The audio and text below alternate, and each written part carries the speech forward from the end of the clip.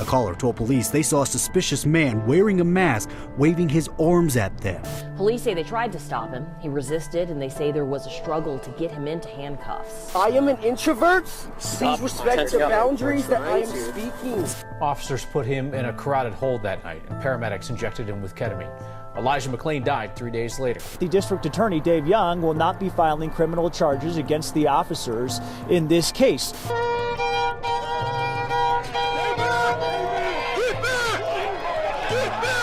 As the nation protested the death of George Floyd last June, people in Denver and Aurora revived protests over the killing of McClain. Today, Governor Jared Polis appointed Attorney General Phil Weiser to lead the effort at the state level, while Aurora leaders look at launching a separate, independent investigation. The AG announced the investigation found APD officers engaged in racially biased policing and repeatedly used excessive force. Yeah, there are 32 counts in total. 3 police officers and 2 paramedics are facing manslaughter and criminally negligent homicide charges. Elijah McClain died from complications of a ketamine administration. That was the conclusion of McClain's amended autopsy report, which was publicly released today by the Adams County coroner. So we want to let you know we've learned that there has actually been a verdict in the case against 2 of the police officers who have been charged in the death of Elijah McClain, guilty for Rodema on criminally negligent homicide and second-degree assault. Rosenblatt not guilty, reckless manslaughter, criminal assault. My question for you is, what do you hope comes out of it, and what do you expect? You know, I imagine those might be 2 different things. I would love life in prison for all of them, but I expect them to be lenient. Thank you for joining this week's Culture Report. In light of the recent verdicts reached for the 2 former officers charged in the case of Elijah McClain's death, we wanted to take this episode to really talk about the journey it took to get here, the verdicts that were reached, and the precedent that it set. And joining us today is our 9 News anchor, Alexandra Lewis, who has been covering this case from the beginning, as well as our legal analyst, Whitney Traylor, who's going to help us break down how we got here. Thank you both for being here. Thank you for having us. Yes. It's good to be here on this important discussion. Absolutely. So, I mean, Alex, you've been following this from the start. You've spoken to the family. Like, you've really been a part of it. So how did you feel, like, just hearing the first verdict, like, that initial reaction? Oh, it was heavy. You know, we spent 3 weeks in this trial, and almost like a come to Jesus moment as you're sitting there and you're, you know, sitting in the courtroom. Everybody is silent and you're waiting for this monumental thing to happen. Because keep in mind, you know, this night, August 24th, 2019, that was 4 years ago. 4 years. It took a full year for everybody to start saying Elijah's name before this case even became a case. Because at the very beginning, this was Aurora police almost cherry-picking the information that they wanted the media for sure to know, that they wanted the public to know. We really didn't know what happened to Elijah. And it was Shaneen keeping her son's name alive. That's really how we come full circle 4 years later to being inside a courtroom where 2 officers are actually being charged to what happened to this young man. And it's very, very sobering because you hear for 3 weeks excruciating detail of what happened to this 23-year-old. I mean, excruciating detail. I've been covering this for 4 years, and things I didn't even realize. When you hear from medical examiners and medical experts about what his body physically went through for those 18 minutes, it was brutal. Do not mistake, this man died a brutal death at the hands of police and paramedics. So to finally be sitting there to answer your question and know that there's going to be some sort of resolution. Is it justice? I think that might be relative, but it was, I would say it was hard. It was hard for everybody inside that courtroom, but especially for those of us who've covered it from the beginning and have tried to remain impartial, but knowing the unjust death that Elijah had. A split verdict. I know Whitney will talk about that more, but again, you know, is that justice? I think it depends on who you ask. You've spoken to her as mom multiple times.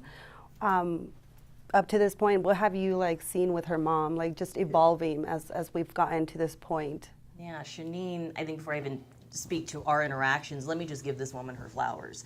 She is the most eloquent, even-keeled, calm beyond measure. I mean, imagine, I don't know that you can. I mean, what a silly thing to say, imagine this happened to you. I don't know that you can imagine what goes through a parent's mind when you lose your child. And there's not a word for that. Have you ever thought about that? Like, if you lose your parent, you're an orphan, right? If you lose your husband or wife, you're a widow or widower. If you lose your child, what are you, just forever broken? I mean, there's not even a word to describe that level of hurt, let alone put the circumstances of this case onto Elijah's death. She has just been so remarkably graceful through it all. Never an outburst, never cursing anybody out, never in court did she, show out. And I think that she would be well within her rights to, and she's always remained so calm. And so let me just start there. But we have created, a friendship throughout the years that we've known each other, and we actually communicated a lot over the weekend in a long text thread, and she's not happy with this result. Ultimately, she doesn't view it as just. When you look at the big picture of what happened on that night, and I don't think a lot of people realize this, we've got 5 people charged, right? You have 3 officers, 2 paramedics. There were a total of 14 people on that scene. 10 officers, 2 paramedics, 2 EMTs. So Shanine has always been vocal about, she feels like every single person, every first responder on that scene should have been charged with something, because they've all been a part of, they were all there, right, when her son went through his physical deterioration. Anyone could have stepped in at any time. At any time. Part of that, and Shanine might have mentioned this when you and I were talking to her, but what she went through, not only all of this, but when she went to the hospital, she said she went in and the lobby was full of police officers, and they were treating her as if she had done something wrong. It was difficult seeing her son. They actually sent her home. She wasn't able to see him in his last, in his dying hours. And so that on top of it, she never speaks about that publicly. I haven't heard her speak about that part publicly. And that pain to have gone through this sort of violation, and then the overseers of the community, the ones who can do something about it, treated you as if you were the criminal. I mean, that has to be, that's another piece that she's dealing with. And I agree wholeheartedly about her. She is the epitome of grace, because you probably also notice when people meet her, everybody is they get back into that moment, and she has to kind of relive it, and she ends up sort of consoling people. So I don't mean to distract, but I've spent some time with her, and she just stands out as just a really phenomenal person. I don't know where she finds the strength, but I'm glad that we're moving in a direction where we're getting some people, into courts and charged. But speaking of this courts, tell us a little bit about how we got to this verdict. Right. So the split verdict, a lot of people are wondering, okay, how do we have a split verdict? And I mean, to start with, the interesting issue is you have these 5 defendants, and who was going to be tried with who was going to be a big issue. And so here you had Rodima and Rosenblatt. And some people don't understand how we could get to the split verdict, but the way our jury system works, our justice system, is that you are given a set of jury instructions. You're given the law. Here's what the law is, and then you take the law and you apply it to the facts. And so here, what they were saying was that Rodima was the primary actor. He had his knee on Elijah McClain's back. He was the one putting the carotid chokehold. He had taken a lot of the action, and I think the jury felt like Rosenblatt was a little more peripheral, and so they came back with this guilty verdict on the criminally negligent homicide, which was a lesser charge, and then found Rosenblatt not guilty. And the fact that they didn't testify, a lot of people are pointing out that, of course, is their constitutional right to choose to not testify in their own defense. And a lot of that is related to the burden of proof, which the prosecution has to prove the case beyond a reasonable doubt, which is a very high burden, which it should be, because we don't want innocent people being convicted. But here, when you have one side saying it was the ketamine, the other side saying it was a carotid chokehold, it makes it hard to overcome that reasonable doubt. So Rosenblatt, are there any charges? He just walked away clean? No, Rosenblatt was charged with, I think, 3rd-degree assault and criminally negligent homicide. Rodima. Oh, yeah, I'm sorry. So Rodima, Rosenblatt, yes, he was acquitted. Yes. No, you said Yes. Rosenblatt was was acquitted. Yep. And now the 3rd officer, his trial just started this week. Interesting note about Rosenblatt, too. No criminal charges, right? So he walks away. He was previously fired from the Aurora Police Department for, laughing at a pretty grotesque photo of some of his fellow officers making fun of what happened to Elijah McClain in the chokehold. So he was fired from Aurora PD, but now that he's been acquitted of these charges, he can work at any other police department. Okay. Is that typical? Like, if, let's say you are charged with something, and let's say you don't go to jail for a long time, do you know if you're able to serve on the force still, or is that? Yeah, it depends on whether or not you're charged. It depends on why he was dismissed and whether he's rehirable. And here, I don't know if he was. And this was at the time when Vanessa Wilson was the previous chief of police. And she was really motivated to try and get the police on track because they had the consent decree that showed that they used excessive force, that they had racist policing policies, and they're currently under the consent decree. And she was really pushing to get them accountable in that regard, both under the consent decree and under the new law we passed, the police accountability law. And she's been terminated. She now has a lawsuit, or she's tied up in litigation now with the department. And a lot of people felt like she was one really pushing for change, and that may be part of the reason why she was dismissed, is the argument. And Alex, this is, like I said, you've been covering this since 2019 when it happened. So I feel like people didn't really know Elijah McClain's story until summer of 2020. That's when George Floyd was killed by police, and that's when we saw a social outcry, really. We saw the protests. We saw the all the demonstrations happening across the country. Do you think that if it weren't for that unfortunate event with George Floyd, that this case would have even seen the light of day? 100%. And I also want to add to that, if it wasn't for Shaneen McClain, it is the combination of the two of those. You may remember there was one of the big protests that was happening at the Capitol, June of 2020. Shaneen was there. She got on the microphone and she said, "Thank you for saying George's name. I need you to say my son's name too. Do you know what happened to Elijah?" And the truth is, there were a lot of people in that crowd who didn't know. Because again, going back to the body camera had not been released yet. Police, again, were just giving everybody the little information that they felt like we needed to know as a public, and it was truly Shaneen putting Elijah's name in the protest, and it, like you said, that happened to be nationwide. It went globally. You had people in Sweden, you had people in different countries then saying Elijah McClain's name. And then to give credit to, Governor Polis, I think it took him a while, but he started to pay attention. Then he assigns Phil Weiser. Then we get, finally, the medical examiner gets the entire 18 minutes of body camera video, not just the 2 minutes he was initially given. Then we start to see some of the chips fall in place to lead to where we are now, where 5 people have been tried for his murder. Alex, knowing all these things took place, and especially we know the amended autopsy in this case, the responsibility as a journalist, do you view that differently, seeing the way things have developed up to this point? Man, I mean, the onus, I think, particularly when you talk about a case of a young black man dying at the hands of police, it's easy to take what the police give you, right? As a journalist, I think of any color, but just to take what the police give you, because they're going to do the right thing. They're going to tell us what happened, and then we go and report the news.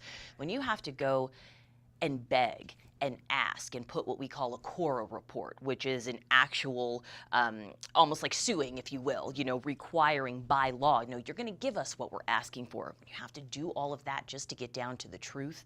That's a problem, but it's what we have to do. And again, I think the onus is on us of journalists of color, that we have to be even more vocal. We have some great journalists who've been covering this case from the beginning as well, but I put myself in the line of fire here. When this was going on, I wasn't assigned to this case, but I paid attention to it.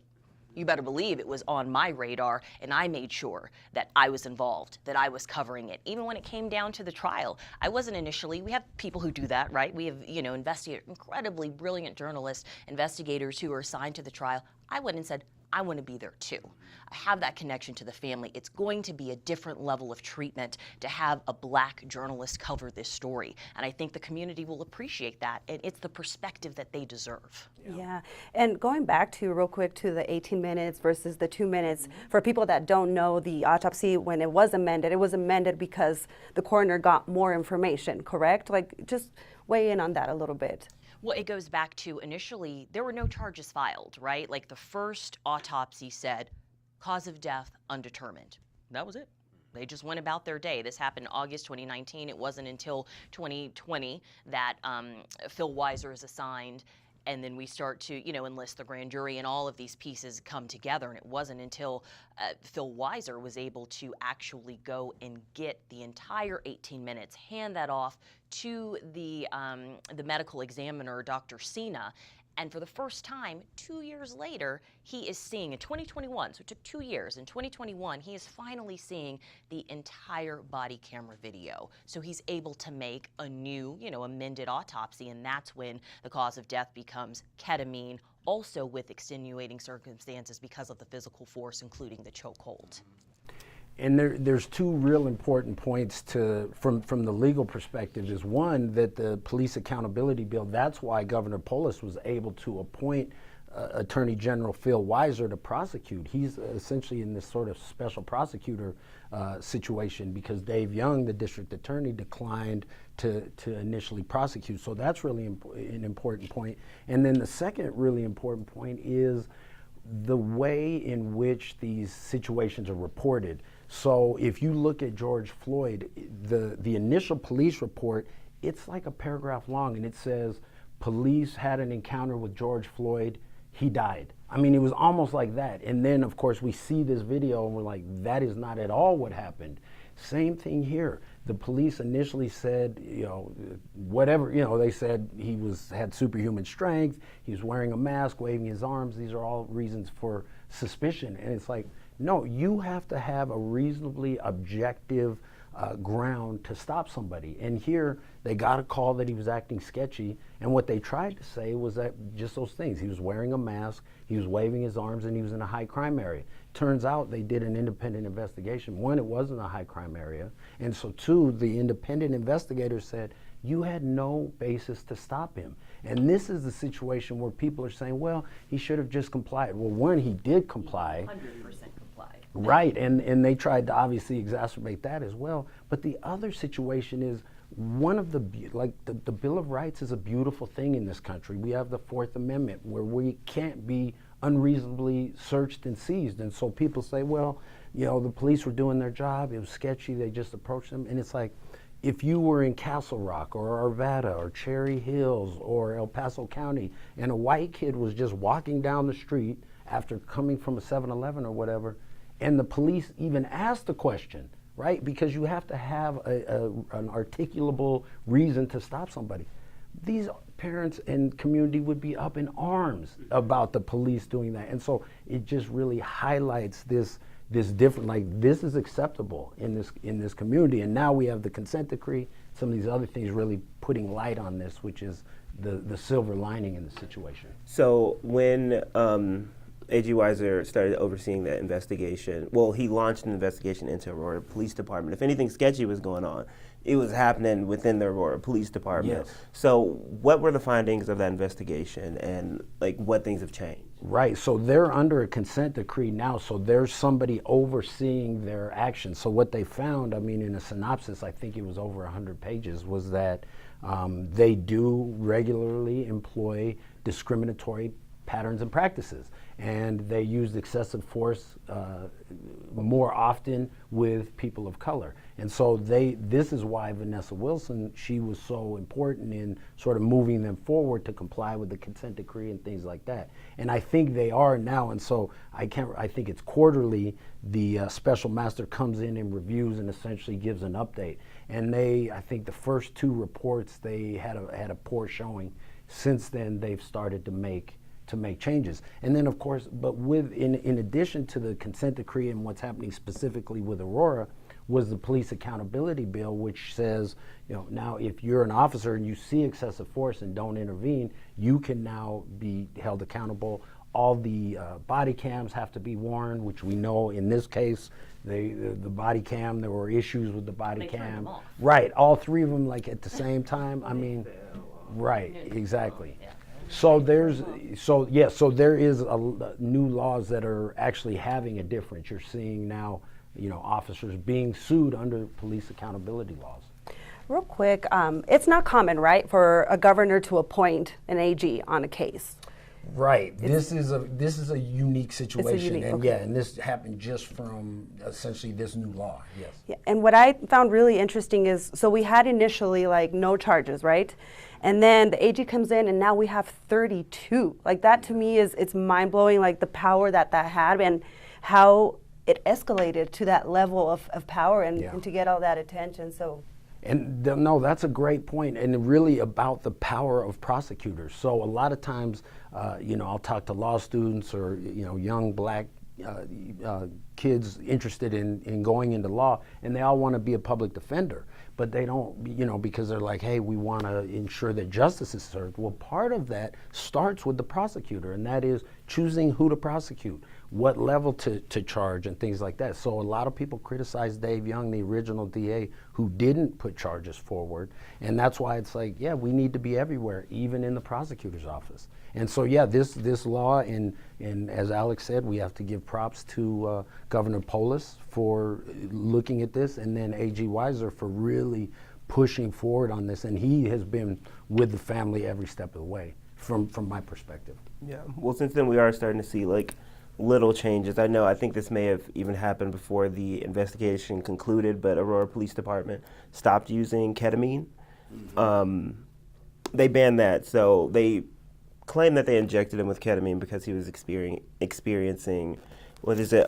Excited delirium. Excited delirium, thank you, which is a term I had never heard before this case, but our Chris Vanderveen looked into it, and he told us a little bit more about it. First of all, what is excited delirium? Excited delirium is a controversial subject that has been debated for many, many years. But to those who believe in excited delirium, it is a condition that sometimes causes death that's marked by superhuman strength, imperviousness to pain, severe agitation, profuse sweating. The question isn't whether it exists, do those symptoms exist? The question in my mind is more of, does it really cause death? And what we've really started to conclude in the last few years is that people don't die from it. They die from the restraint. They die from the use of tasers. They die from other things that were used upon them. And that's more likely to have caused their death than this weird, poorly understood condition known as excited delirium. Does that predispose police to use force, the excited delirium? Like maybe just like, how does that open the door for police to do that? Yeah. And there's statistics that bear that out. This isn't even a notion. There is not real. Actual evidence, right? That the police, and they tend to use this on black men. And they described Elijah McClain. They said he had superhuman strength. He weighed 140 pounds. They gave him 500 milligrams of ketamine after choking him out twice, after him passing out and vomiting in his mask and all that. So this notion, there is this preconceived notion or kind of discriminatory filter that black men are stronger and more dangerous. And there's a lot of studies out there showing how they kind of try and justify that, particularly with black men on the excited delirium. Yeah. So it feels like we shouldn't go through this at all. I feel like with police, in a perfect world, they're the people we turn to for help. They're not the people we're running away from. They're not the people we're scared of.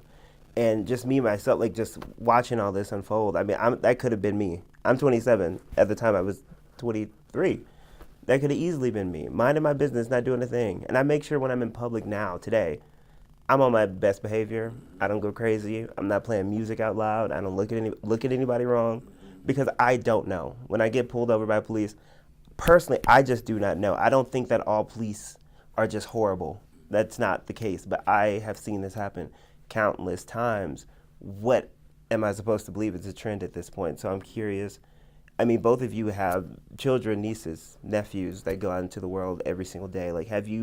one, are you concerned? Two, how have you seen the relationship with other just people of color, black and brown people, shift? Even white people even. I mean, I have plenty of friends, they look at cops, you know, like they don't know either. Yeah. No, it's an issue. And when Alex and I did an interview years ago, and during that interview, I had said the night before, I was out, on a walk with my headphones on and my hoodie on, and it really made me, I had to think about it. It's the same way. It was like, this is sort of not inviting danger, but this is like almost putting myself in a dangerous situation. And that, of course, is something that we have to think about. I mean, there's some people who just wouldn't think twice about putting on a hoodie. And some people would say, hey, be you and do you. But at the same time, it's like, no, this could be dangerous. So I'm with you, especially now I'm walking in the morning, but and so it's still dark.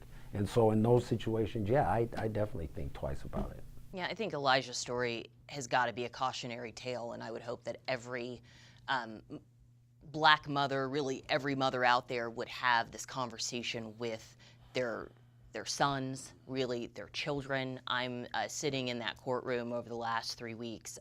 I'm pregnant, yay!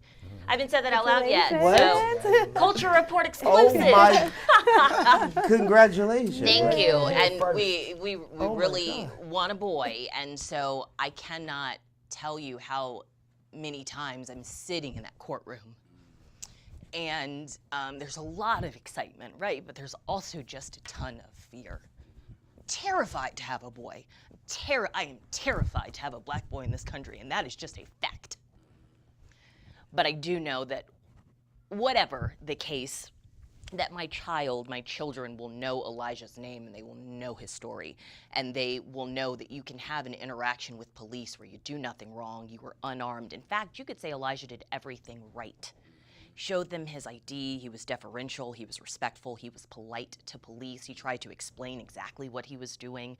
He was going home, I'm an introvert, please respect my boundaries, I don't eat meat, I don't kill flies. He was eloquent until he couldn't be, because he was placed in a chokehold twice, and I think we didn't mention this, but police were hands-on with Elijah within 8 seconds.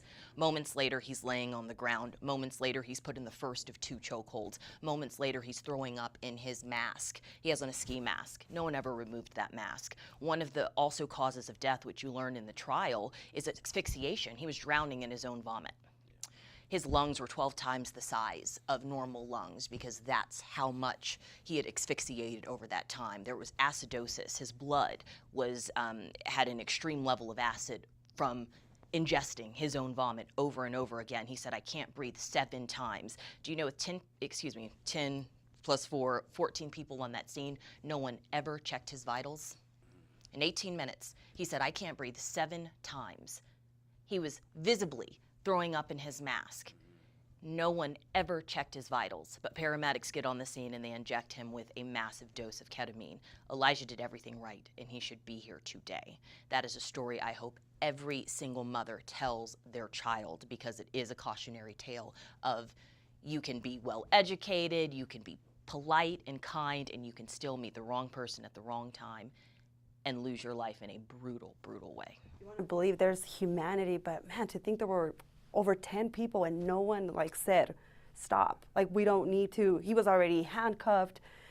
I mean, putting ketamine in him at that point is just, it's hard. It's disheartening to hear that. And, as we're speaking about this, do you think punishment alone is enough to see changes in policing? I mean, how does that come across?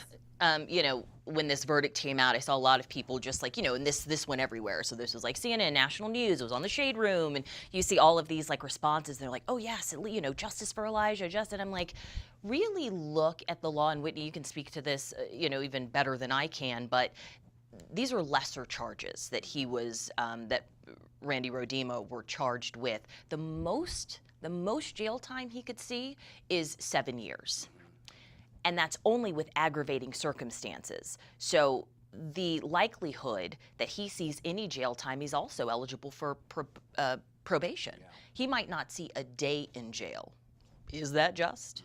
Is that just for what Elijah went through? 18 minutes of brutality. Is that just? I don't know. I don't know that I can answer that question for everybody watching, for all of us sitting here on this panel. It certainly wasn't enough for Elijah's mom. I can tell you that much. And it was exacerbated by the fact that there was no reason to stop him. I mean, that to me is, the water's under the bridge, but that's what's so tragic. I mean, there was just no reason. I mean, that is the fundamental foundation of our rights as citizens. This is the Bill of Rights, the right to be left alone. I mean, just look at the stats, look at the results of the report, the investigation. That tells you that punishment isn't enough. Something needs to be done internally. That's what the information says. So I should be able to walk outside and enjoy my day. I should be able to go buy 3 iced teas from the corner store for my family. That's ridiculous, and I feel like it's such a unique experience that no one else that doesn't look like us has to go through, and I don't think they'll completely understand. I think a lot of people don't even want to understand. They look at us like we're crazy when we complain about it. And that's why I'm so happy I have this platform with the Culture Report, and I get to sit down with all of you, and so they can just have a peek inside of what we have to go through every day. It's real. It takes lives. It causes so much pain, lifelong trauma for all these families. And people that have never even been affected by it. Me, I've never been a victim of police brutality. I don't know anyone personally who has. But still, every time I walk out of the door, it's on my mind. Every time I see a car pass me by, it's on my mind. So it's happening. It's happening. But yes, the story does not end here. There's still plenty of trials to go. But the trial for the 3rd officer that is charged in Elijah McClain's death is ongoing, Nathan Woodyard. And the trial for the 2 paramedics involved is in November. So we will continue to follow this story, and we will bring you all updates as we learn more. But I just really want to thank both of you. Thank you, Alex. Thank you, Whitney, for being here, sharing your experience, your expertise, bearing your soul, sharing. Thank you for having us. I'm like, oh, I can breathe. It's been so nice to actually share my opinion on this, because you have to be, unbiased and straightforward. So I feel like a weight has been lifted. Thank you. Thank you, But the story continues for sure. Continues. Thank you so much for joining this week's Culture Report. We'll be back to continue the conversation next Thursday right here on 9 News Plus and 9news.com.